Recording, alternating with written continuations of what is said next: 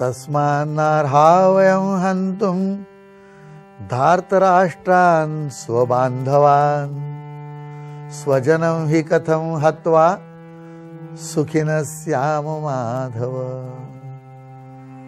वा, शब्दशः अर्थ पाहू आपण. तस्मात म्हणजे यासाठी. मला तर असं वाटतं की संस्कृतची ज्या लोकांना भीती वाटते त्यांनी जर थोडासा विचार केला तर हेच शब्द आपण रोजच्या भाषेत वापरत असतो, परंतु त्यांचे उच्चार आणि बऱ्याच वेळा काही गडबडीने म्हणत जातात लोक आणि मग कळत नाही. असं वाटतं ही संस्कृत म्हणजे काहीतरी वेगळी भाषा आहे. सर्व भाषांची ही जननी संस्कृत, त्यामुळे सर्व भाषा या संस्कृतमधून जर आलेल्या असल्या तर मूळ शब्द आहेत ते आपल्याला समजणं कठीण अजिबात वाटायला नको.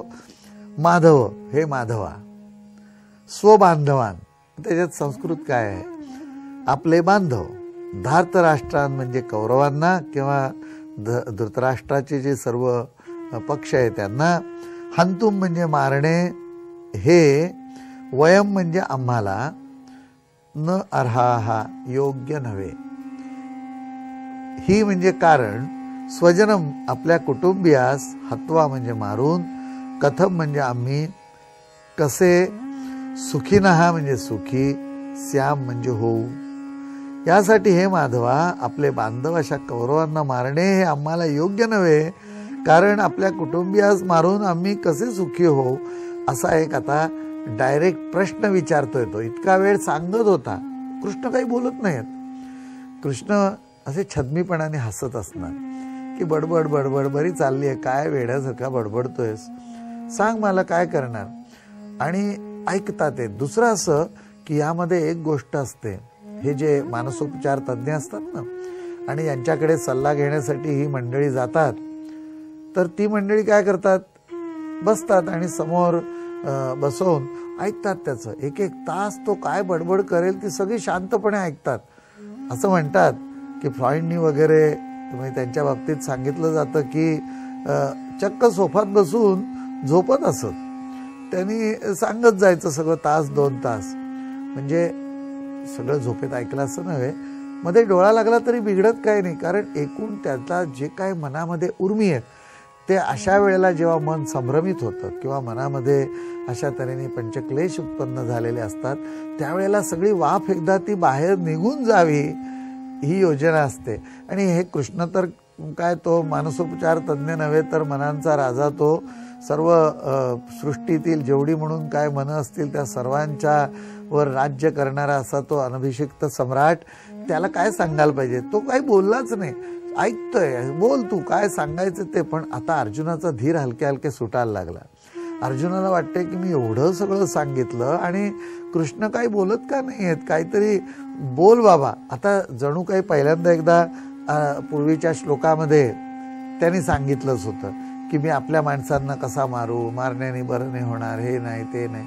मग आता पुन्हा तीच पुनरावृत्ती करतोय. म्हणजे याच्यामध्ये पुनरावृत्ती तरी त्यांनी किती वेळा करावी.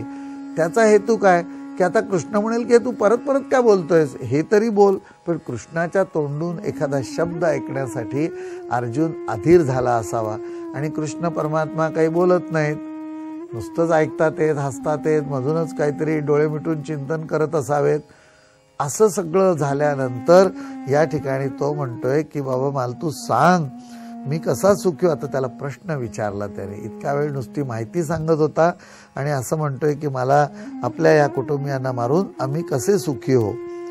पुन्हा त्यामध्ये एक मोठेपणा पहा अर्जुनाचा की अर्जुन आहे तो म्हणतोय की हे सगळे कौरव जे आहेत हे सुद्धा आमचेच आहेत.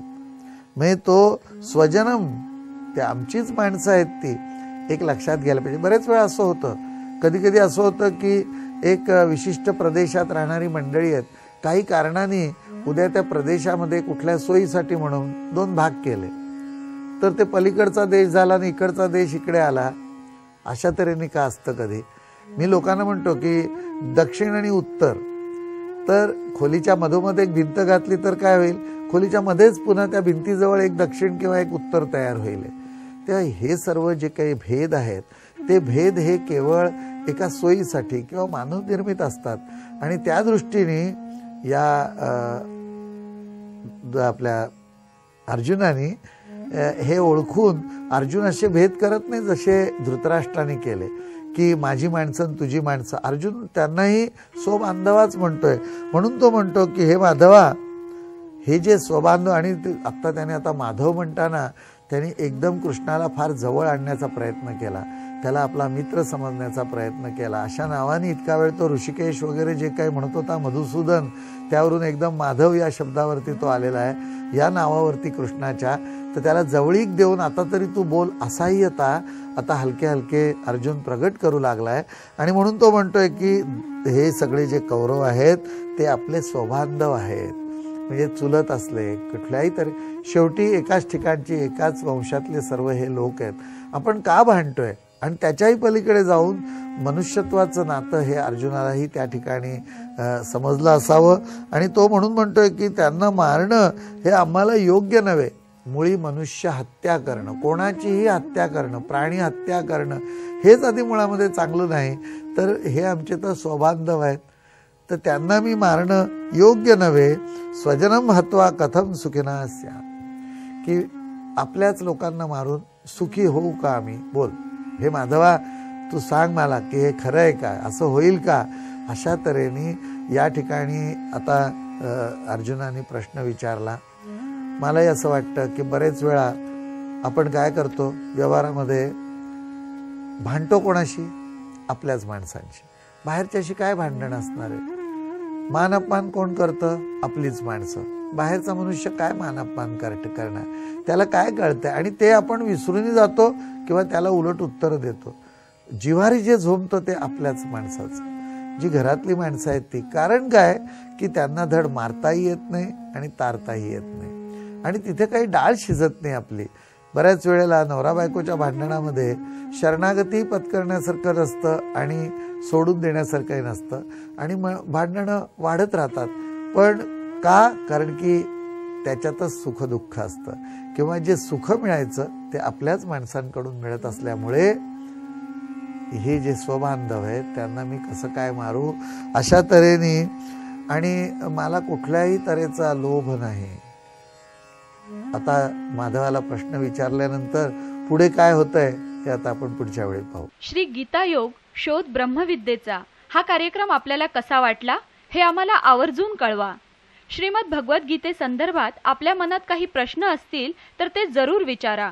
आमचा पत्रव्यवहाराचा पत्ता आहे Saam Marathi, Sakal Bhavan, plot number 42B, sector 11, CBD Belapur, Navi Mumbai 400614.